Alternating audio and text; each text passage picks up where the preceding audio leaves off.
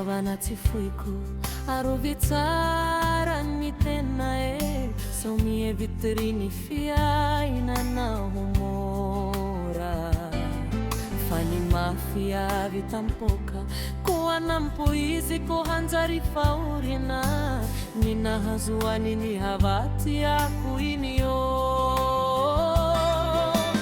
aleko miaro azy tsy ho lavo to izay iaro tenako nagnino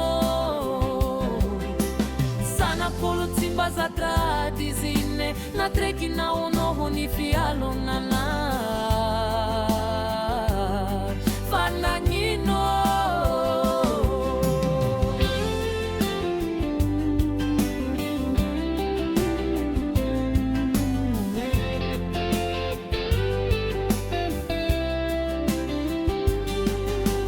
Zanahary tsy dininao ambesako eto tsara izy vidindrano masoko iny hanjary falifaly wa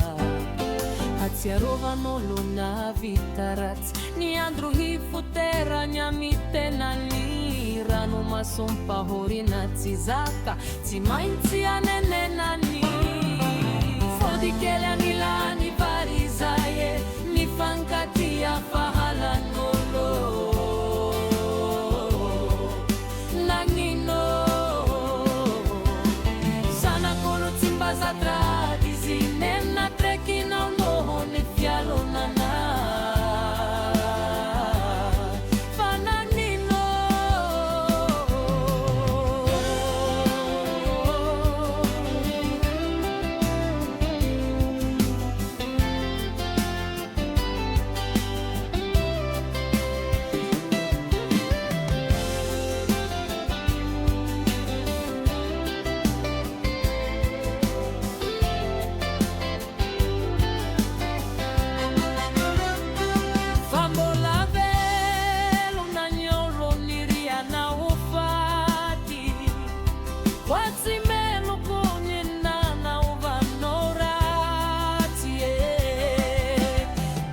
Saingi